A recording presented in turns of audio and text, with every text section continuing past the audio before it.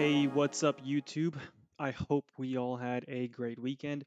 And as always, before we start, let's give another shout out and a round of applause to last week's watch list. If you missed out, make sure you are subscribed so you never miss one again. There were just so many names that played out, and something you will notice actually is that a few of the names from last week made it onto this week's watch list due to some of them not invalidating their structure. It just means some of them might need a little bit more time. So there will be some names that repeat, and some of them even have a bit better structure now. So I'm pretty excited for that. And so finally, let's not forget our quarter ends this week, and we enter the end game for the finale, right? The final quarter of the year. So let's finish strong. Let's not give back anything.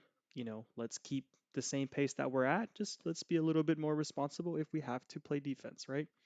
So without further ado, let's go ahead and get started. So, a name that you are pretty familiar with, and a name that's been on my radar for over a week now, actually over 2 weeks now, because this was also on last week's watch list, is Snow, right? I have not made any changes to this chart.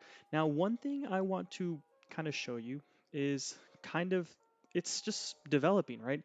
We know that we have a little supply here, that previous week high, right? You can mark it out. This has been a bit troublesome for the lower time frame participants. There's our supply range. And I believe once we get a strong daily close above 233, I believe Snow will actually start to get that MMBM where you go through those little cycles, right? You go through one cycle, you go through the next cycle, so on and so forth. And I do think this is making a strong argument to push back into previous month high. I, Again, if you get a daily close above 233, I think that solidifies because you start to invalidate this little move here. And then also, if we zoom in a little bit into the 4 hour, you can kind of see how this is developing so far. If I eliminate this, I just keep it drawn out there just to remind me of what my original bias was, right? But if we look on the 4 hour, right, you have a nice potential inverse head and shoulders developing. Now, you could still go for a sweep and it still would not invalidate it for me because you go for a nice external that actually puts you into a deeper discount and it could be a potential Wyckoff model, right? That then trades out. So that's also something to keep an eye out. But for the most part, I still have a very bullish outlook on Snow due to the fact of like we're developing above a power gap. The catalyst was earnings. We know a lot of unfilled orders in here are buy orders because gap ups tend to support, right? And so I think this development is still going to continue to favor buyers. Whether you go for one more external sweep, it puts you into a deeper discount, which actually gives you really high and favorable risk reward. And the way you're kind of developing reminds me of Shop, right? Shop had something similar, and I'm going to take your attention to that real quick. So if you guys remember Shop on the watch list, right? It very similar. You came into the power gap and then you broke out and then you started to develop above, right? You had kind of this little consolidation window that you're in. And when I take you back to Snow, it's very identical, right? You have the earnings gap. Now you have the pop up and you're trying to kind of consolidate within this little region here. Whether you break down or not, there's a lot of similarities. And the reason I bring it up, yes, they're two independent tickers that have completely different um, outlooks and different motives in their companies or whatever. But pattern repeats, price has memory. There's reasons why things trade a very specific way. And so I do believe that this is going to potentially do something that, mimics Shop, right? You go into that consolidation period and then you get that break into those previous month highs. And so Snow has very nice and clean similarities to that. And due to the way it's developing, I still have the same outlook as last time. The next one on the list is Rocket. Rocket's companies, ticker RKT. This one's pretty straightforward. Everybody knows how I like to trade. I don't like buying the breakouts, I like buying the retracements that kind of confirm the trend. So, just for a refresher, remember when you're in an uptrend, you get series of pullbacks, right? You're coming back to rebalance orders, and if you're going to continue the trend, this is usually the best place or most optimal entry to continue the next leg up, right? Higher low to higher low to higher high, or lower high to lower low, lower high to lower low if you're in a downtrend, right? So I really like RKT because you are at that potential to establish that higher low. So you had this consolidation period, you broke out into new highs, and now this consolidation period, which is now your previous highs, turns into your breaker, or as I like to call it, actually the flip. What prevented price from pushing out now supports price from pushing down.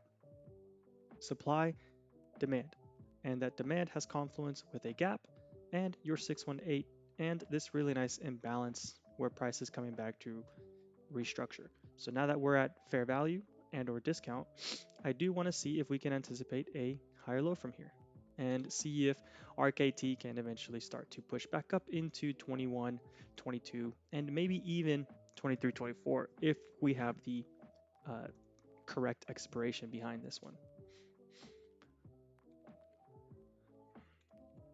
The next one I am looking at is ARRY, and I know this one is a headache, and it can go through long periods of consolidation the same way it did it over here. So I am anticipating some potential traps, if so, and it doesn't have to um, dive down into discount because we already did and we did rebalance. Now it just comes down to how do we trade out of here? So where's the next displacement candle? And I think that's going to give us the clue whether or not this is going to try and break out again.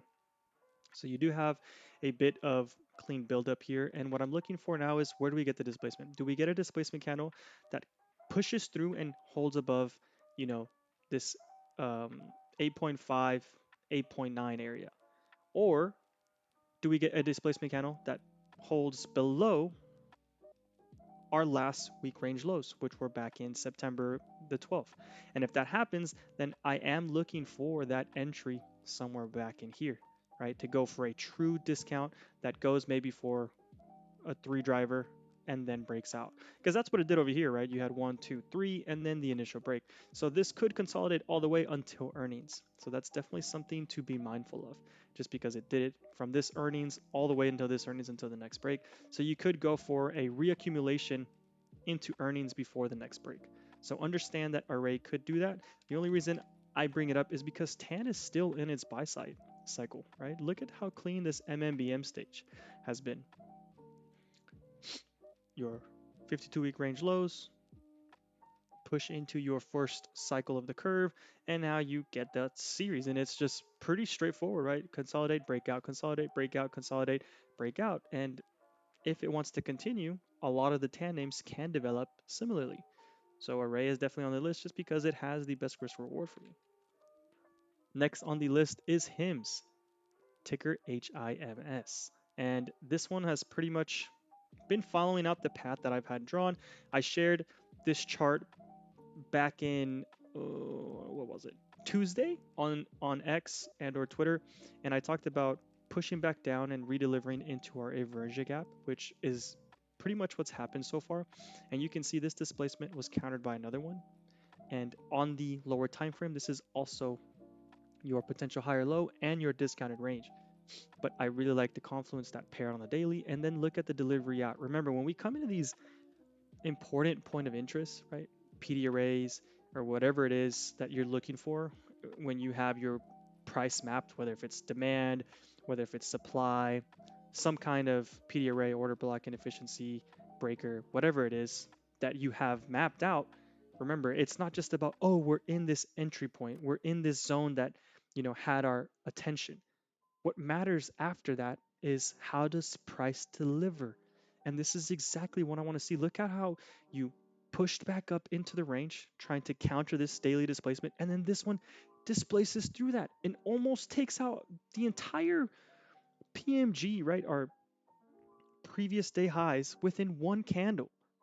This is the type of push I want to see. So early on this week, I would love to see HIMS push into that 60, 62 range, kind of continue the sequence, and then you could go into something similar where you kind of do this again, and it just becomes like very straightforward of, because that's kind of what it's been doing. You get a strong break, reset, strong break, reset, strong break, maybe another reset, and then continue on.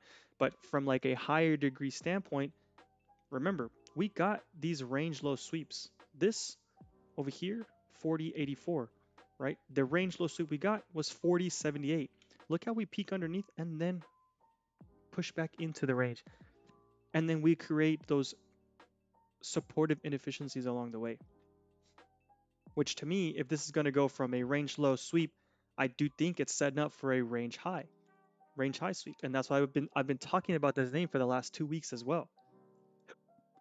Look at the 2 week, or sorry, look at the weekly.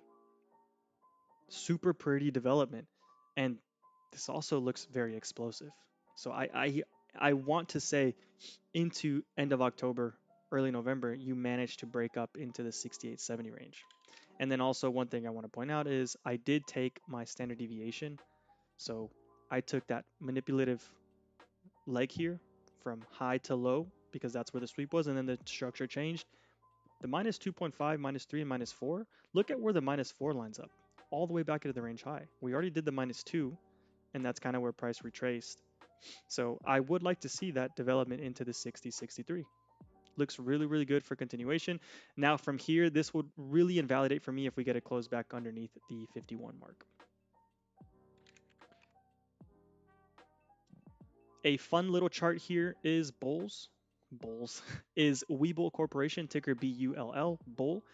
And that's because this also has kind of really nice accumulation patterns. I love the staircase compression analogy because when it breaks out, the path of least resistance is the way price traded in, meaning price will trade out the same way it traded in of that accumulation. So if price came down up,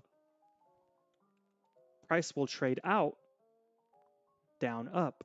And we already got a bunch of excuse me, we already got a bunch of externals. Look at how we take this low out. Look how we take this low out. And then you come into this really nice OB paired with this gap, right? Look at the confluence that exists within this region. I'm going to come and mark this out right here because this is important, right?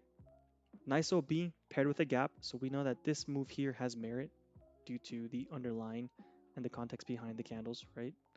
You come in, sweep that low, come into the broadening low, and now you get displacement. And then on the 4 hour, you get a really nice flip.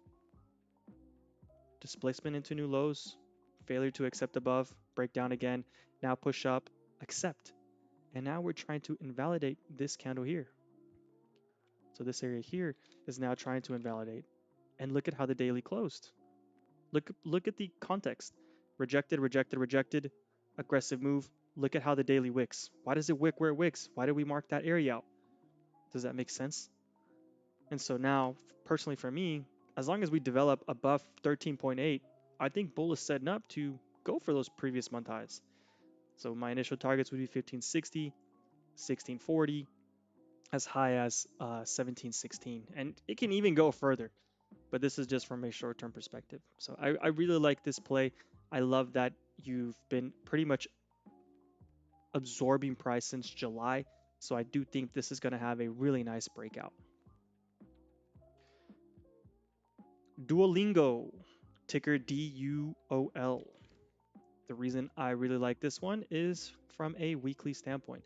So a setup I talk about a lot, if you're in the Discord, maybe not so much on X because I don't really mention a lot of things that I mention in the Discord on X, but if you are in the Discord, I talk a lot about the 2B setup and or liquidity sweeps that have a false narrative behind them. So what does that mean? That means you are initiating, right? Look at this low, 265.47. This weekly low, 256.63. So it's safe to assume this weekly low, all the way back into March 2025, was swept. And that weekly low is also paired with your 2024 all-time highs. This is a breaker supported with confluence. You have a really nice higher time frame displacement that has now created a really nice area of demand. And so we just came in and swept and we went outside weak against that liquidity low. So we took the sell side and then we went 3-1 with continuation. I think this is setting up for like a $50+ move. And I still think there's enough time to get back in. We swept a major higher time frame low and immediately recovered back. Why would we do that? Why would we take out a major low and from a theory standpoint not break down? So that's what a 2B bottom looks like, right? You have your consolidation, right? And then you break down and then reclaim. But from a theory standpoint, this should reject and break lower. So when you see something like that, you see some major external sweep and you come back into that range, you got to pay attention because price is trying to change. And the context of how you did it is important. And so now we have a 3-1-2 up on the week off the broadening low from a higher time frame sweep, and I called it turtle soup because think about it like a turtle. The turtle pokes its head out and comes back into its shell, and now you're trying to break out. And so when I zoom into the daily, you have a really nice supply high here that's getting displaced. And so if you don't get the immediate continuation, I would just like a small reset that takes price back into 370. I think this is setting up for a really strong move. Next up on the list is Microsoft. I know. Everyone's like, why are you doing this? And that's because structure has not changed. Structure to me has not changed. And it's the same thing we talked about last week in last week's watch list is applicable. Broadening low breakdown, change in the structure, right? Lows to highs, lower high, lower low, higher high, potential higher low. And so I still think in between 502 and 507 is an area to accumulate low risk buy entries to complete the leg up back into 520 plus. It's very hard to trade Microsoft because you've been stuck within a $10 range for about 2 weeks now. So premiums are getting burned, but I still think the structure on this has not invalidated yet. You have a nice inversion gap created off the broadening lows with a gap that also lines up with your 618. And I think price wants to redeliver into new highs and kind of flip the script. Next up on the list is Amazon, ticker AMZN. And this one comes back down to a really nice daily here. So you have this area here of importance. You swept external lows, right? So you came into a nice LRLR. And I do think this is setting up for a nice push back up into 225. This one just comes back down to how you swept liquidity and the potential of what it can do from that major sweep off a really nice broadening, and you did rebalance, right? You rebalanced, you wicked into it on some higher time frame. This is also a really nice order block. And so I really like how you delivered and started to push back up. So I would pretty much like to see Amazon protect this low. So as long as 216 does not get a daily close underneath, I think Amazon is setting up for a rebalance of like 225, 227 area, somewhere around this area. So keep this one on watch for a nice broadening low exhaustion bounce back up into 225, 227 area. Next one on the list, and sorry if I'm going by these really quickly, just a lot of these are repetitive from last week, so they're really easy to cover again since we already kind of know what to look for, right? And everything's already been mapped out. On this week's watch list, we have Etsy, and the reason I really like Etsy is from a 2-week standpoint. Aggressive weekly that causes displacement, you pretty much come back to rebalance nearly all of this week, and now you have a really nice weekly hammer. And when I go into the 2-day, look at this 2-day, y'all. I'm technically going to classify this as a triple inside 2-day. I know we swept that last 2-day high, but we're still within that mother bar from September 17th. And just look at how price is contracting here. This looks crazy good. I don't know how people, I have not really seen many talk about this, but this looks like it's getting ready to expand back up into 70 again, believe it or not. Because the last time we were up here, you broke down relatively easy. Look at the context behind all these breakdowns. There was no proper buildup. Now you're trying to absorb. And I think you're trying to trade out the same way you traded in. Down, up, down, up, which sets up for a move back up into that 70 area. So keep this on watch because the higher time frames are still supportive of a nice expansion up. And this is more of a fun little play just because of the strat setup behind it. Um, Nothing really else to this. It's more of like a momentum continuation. And I think you could still go for some kind of sweep, but for the most part, I think you're setting up for a nice push up into the 70 plus again. Obviously, if you get a daily close underneath 60, then it kind of invalidates. So if you wanted that. Another fun chart is Datadog. You just have some crazy, I mean, look at this. And remember, when you come into these points of compression and then consolidation, price tends to trade out the same way it traded in. So what do you mean by that, right? I've mentioned this a lot of times right now in this video, and I'm going to give you a brief visual just so you understand. Let's say you have this and you compress, right? You trade out the same way you traded in. Down, up, you compress. So this is what I'm talking about. Whenever I say some of the like most important things to ask yourself when you're looking at charts and you're trying to analyze, how did price get here? What is price doing? Where is price likely to go? So that first question, how did price get here, is important because that's how you can build the narrative behind the structure. Hey, are we in an uptrend? Hey, are we in a downtrend? Et cetera, et cetera. So when you get into these points of compression, that's why you guys see these kind of like wedges and or flags trade out almost very similar every single time because of what price did to get there, right? Price went down, up, you trade out, down, up. Price compresses, comes in, down, up, trades out, down, up. That's why you see these like wedges and these flags all trade out very similar because it all relates to the delivery of price, what it did to get there. And so Datadog zoomed out looks really explosive. I mean, look at this weekly. This weekly is insane.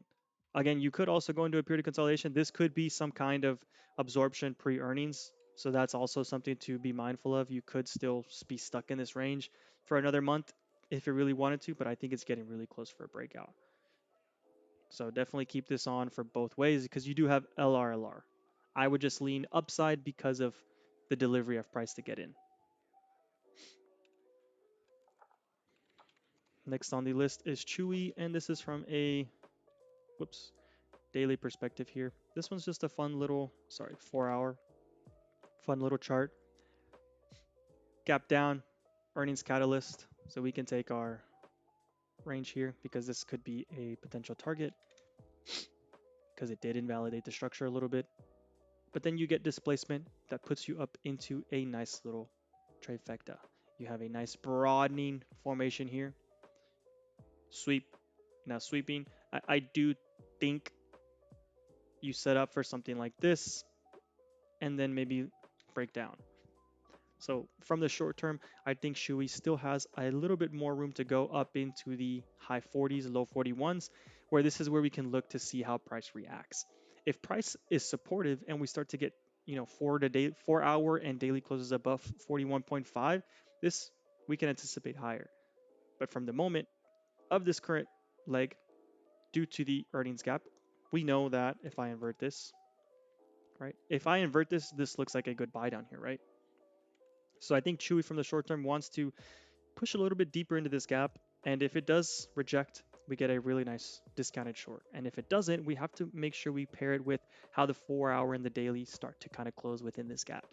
But you have a really nice broadening expansion. I do think it all lines up with a nice push short-term wise into high 40s, low 41s. This becomes a bigger short under 38 if it gets there. Another one is Alcoa, and this one just has pretty clean structure. Every higher low has had displacement. And so if trend is going to continue, this pretty much creates a path of least resistance. You just got a daily displacement from those OB lows that also restructure on the 4.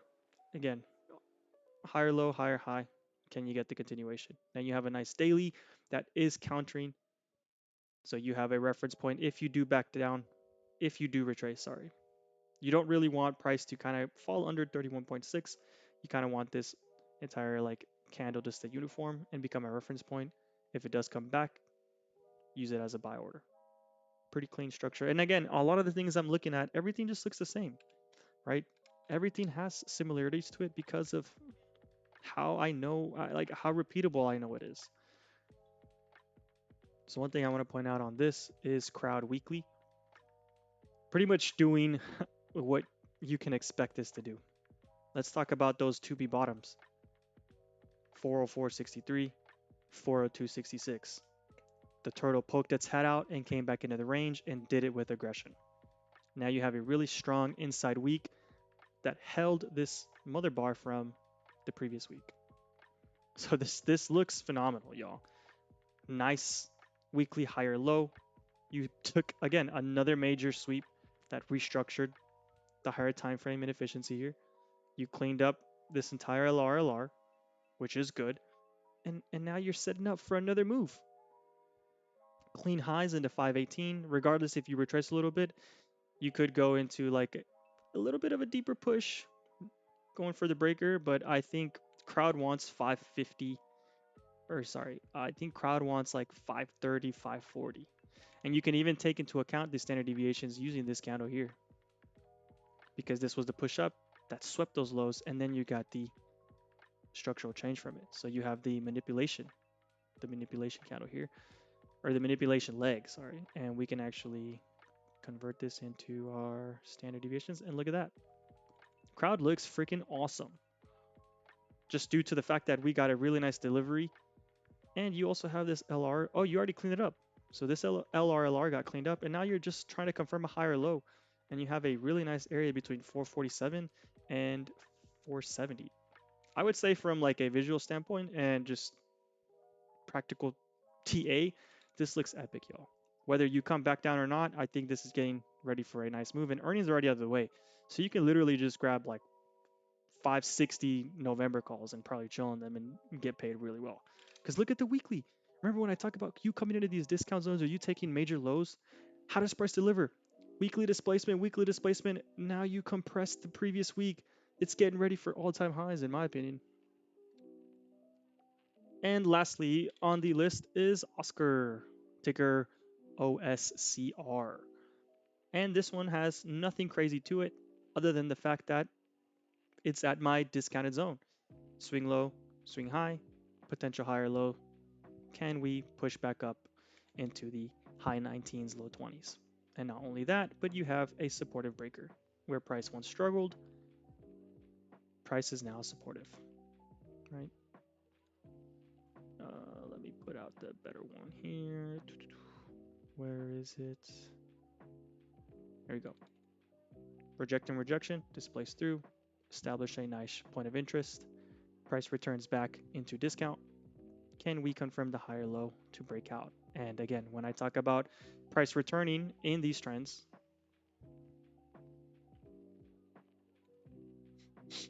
when you're looking at something in an uptrend or downtrend, remember, I like it when price compresses. You get that staircase analogy. Instead of dropping where you go and have these steep drops, because it's harder to get over each hurdle, right? Versus the staircase analogy I talk about when you're retracing, because you can run through this. And that's what creates those path of least resistances and creates those more aggressive breaks, because price doesn't have to struggle to get to its next objective. And that next objective in an uptrend is the higher highs. How did you redeliver into that higher low? Was it aggressively? Did you compress? Did you absorb orders? Right? Was it a very clean path back down? Did we break down aggressively? Because that matters.